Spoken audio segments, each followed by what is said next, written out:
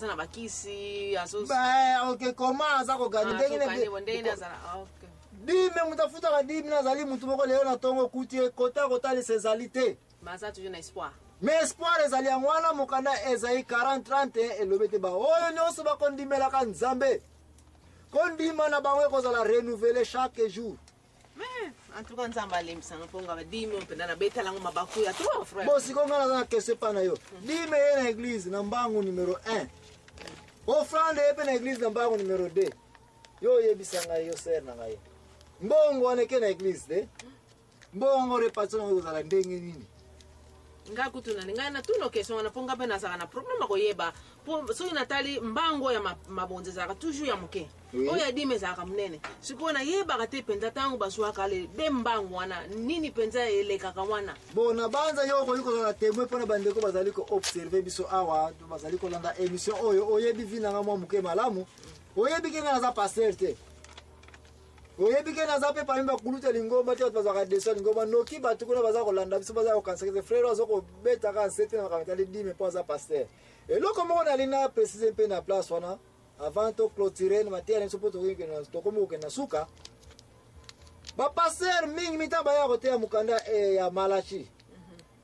na place sali ba dime batu mingi so bayoki ba to yebi bino ba pasteur te kote no za ko bolingo senga bolinga ka bambongo bongo me batongo so bosa na ke mbongo baza ko senga zongela ka bango ka ezongela bango parce que nzambe toloba yo na émission na biso ya nini ya église secte na culte toloba ki nini nzambe kenjo ya na mabele pa ya ko lia mbongo ya église bongo kendaka wapi biso kaka wana to bénéfice kana biso kaka parce que ba école ko tongama biso pe kaka biso kaka wana bana ba église ko tongama baba ya kitoko biso to vanda yango nzambe te mais awa to comme un exercice mbongo ya makabo eye mbongo pa dime eye dime ko za banani makabo ko za banani et réponse nanga ezali boye naza pasteur te mais nako tante ka ko loba ete oyo ngala tangi na mokanda ya nzambe dime ezalaki réservé pour na ba lévitique qui est ba pasteur po basala ka te basala nini basanga eloka kolia te mais problème to comme na lelo na église selon ngai batu bazobanga mingi ko ya ko pesa ka ba dime pazo ba bénédiction na bango et puis nos frères baza komona te c'est ce qui fait que mbangu ndengolo wino basket bassin oya nini oya offrande ya dime eza na poids mingi koleka oya ndenge na mitema na biso ya ba membre na église ya mazuwa ya kanda ya komona ba pasteur ke bango baza ko bénéficier mbongo oyo ekomi kosala ke na mikolo lelo oyo mbongo ya dime ekomi ba église batongela mosusu ba projet église basala makambo mosusu pona zuwa ya biso ba membre komona ke base ya dime eza un peu ya kovimba ya trop mais normalement soki to respectaka oyo nzambe apesaki biso na mokanda ya la vérité qui est bible okomona ete na bassin oyo ya dime na bassin ya offrande il fallait bassin ya offrande elekaka makasi po kuneza mutu azowela nini ba bénédiction na ye et puis bassin oyo ya dime ezalaka nini na se elingo bazo soki bassin ya dime eza na 50 na 100 200 olandi ngai nalandi mais sikoyo l'église mususu ezalaka soki bazwi bakongoli mabonza na badime nyonso bazokokisa meme mbongo ezalaki ya kofutela vérité ntango pose yo ezali bakongoli mabonza baoffrande badime kongoli makabo na badime tout ça mais surtout makabo za kolobela n'est-ce pas ba compter yango komona ete mbongo tuza kokoka te même peut-être place ba futelaka pona église to ba misala ba ko sala mbongo za kokoka te na yebite soki liaison ni ozali ko yango awa na dime mena lina lobaka ka ete soki to yena ba église na biso ba mbongo nyonso tozali kozwa to futi dime na biso na tanto tosali profit ba mbongo nyonso etikali wana futi ko fesa ba offrande okoya komona ete nde place ona oza komona ete na kojika koyebisa ete batu ki batu bazaka na ba pays muso oya komona nombre ya pauvreté ya population eza koya makasi ba pays muso oya komona nombre ya batu moyenne ya vie eza un peu avancé pauvreté eza un peu limité n'est-ce pas ya momuke vérité eza vérité n'est-ce pas eza oyo comparer ba pays ya bongo ezali okoya komona ete tala vie ya bato ba pays oyo ezali komona ete bango bazali komona nini clair en général société un peu avancée pauvreté ça pena makasité okoya komona te bato oyo précisément ceux qui babengami ba mbindimi ba respecta ko futa ba offrande baza kofuta eza kosala ete mboka yango ba église ezali ko participer na société pona ko développer et puis bata bazozonga na société bazozwa à travers église wana ba hôpitaux ba école na ba activité ndenge na ndenge esalemi na kati église yango n'est-ce pas comparé na ba pays ezali ke soko monike général pour pauvreté za ko leka ya trop okoya ko monike ba mindimi na pays wana pe participation na bango eza mingi te peut-être ezali parce que bazape ko zwa muke mais question ezali bimana général kene na cas particulier soto comme na maka etali likombo e babengi bible église soko za na église nyonso partout za ina monde ser na ngai soko limite pauvreté ebeta yo respecter makambo nzambe azali koloba eli koloba tangu bassin oya mbongo oyo bayeko kongola yango batu boni baza na église wana baza vraiment na foi ya koya kopesa offrande nde ko décider pe batu boni na église balingi kozala ba pauvre.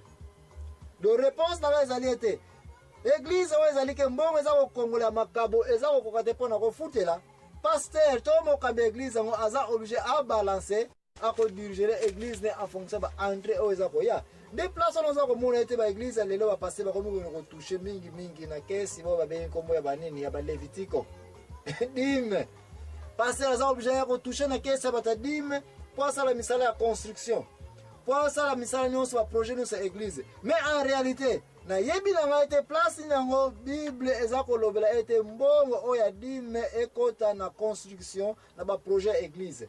Naza pasteur te, so naza pasteur kwa ekoloba ete po naza pasteur. Mais je ne suis même pas un pasteur, naza mutu mona vanda na kiti sima kuna. Mais naza koyebisa bino frère, ete mbongo ya ba Lévitique oyo, mbongo ya dime, ezali po na ba projet ya église te.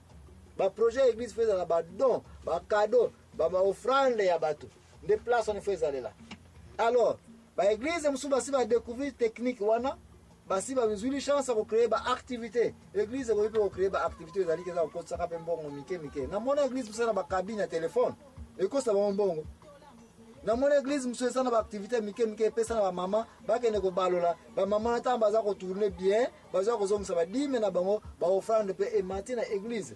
Na sina mona ba église ezali ke za na ba projet ndenge na ndenge o eza ko kotsa ba école, eza ko kotsa mbongo na église. Yango wana nde ba ko balancer na ba entrée nyonso église.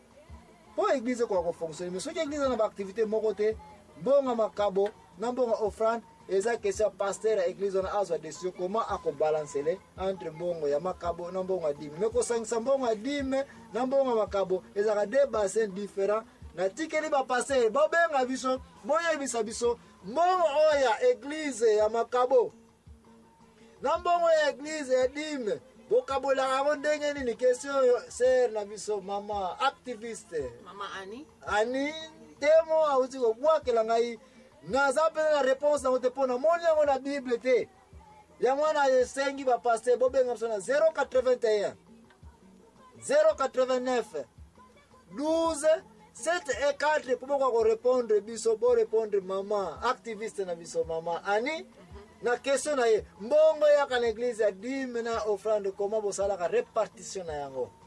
Merci mingi à moins que mutu na mususu ezala sa kwa to komi prêt ko conclure mateya na biso ya mpoko ya leloyo mais poto conclure mateya ya mpoko ya leloyo question na zana ya suko pa yo mama ani mutu kando linga question na ko yiko répondre te ngape na zana question est-ce que Jésus Christ afuta ki dime? Bon, Jésus Christ afuta ki dime te? Mais est-ce que Jésus Christ a longola ki mobeko ya kofuta dime? Non, alongola ki yango pete. Et pour ni Jésus Christ afuta ki dime te? Po azalaki na mbongo te, azalaki pauvre. Jésus Christ bandeko na ngai azalaki na musala te. Dime za ko senga ma il faut ko sala, il faut ko produire pour sala nini? Pour kata diviser par 10 ya kofuta. Jésus Christ to moni place a saleli misala ya maboko te. Sino katina ki ba porte boko ne ko za wambisi. Ya azala yukuna te. Tamba produire a yepse boko ne ko futa ba tax kuna. So qui peut apporter bakena na église so ba kofuta dime bakena ko futa na église. Bible Nouveau Testament et lobeli makama dime penza te. Raison dime na Nouveau Testament lobeli ngote parce que Jésus Christ a lobi bien. Aye ko longola mobeko mokote. Bon pona na zaki pauvre kasi. Jésus Christ azalaki pauvre, merci. C'est activiste ani yango zali ko représenter ba o bazali na munoko yo ko lobate. Question mama ani a posé ngai yango yo. Pourquoi Jésus Christ asalaki nini te? afuta dime te pourquoi ça qui pauvre. Pourquoi ça qui pauvre? Jésus-Christ ça qui pauvre pour yo okoma riche. Na ndenge nini? Sepela nse na ngai. Jésus-Christ soka za riche yo ndio ozali pauvre. Akufa ki po yo zwa vie. Oza na problème ngo lisusu. Bampota ne wana mfimbo zaki po yo na santé kitoko. Azalaki pauvre po yo za riche. Mais si tout ce qui est plus important, biloko nyonso mabele oya nzambe, ye ko mwana na nzambe, biloko nyonso eza ye. Lingomba eza ye, ya lobi azali mobali na nini na église. Ya donc yango elobi donc bandeke na zamba balona kateme basanga ngeloka oliate. Yango wana soko kangami na Jésus, soko zali na ye. Oyo nyonso ya ye, eza ya yo. Yango wana soki ba futa dime, futa offrande, c'est na ngai pesa. Parce que oyo nyonso ko ndimela ka nzambe.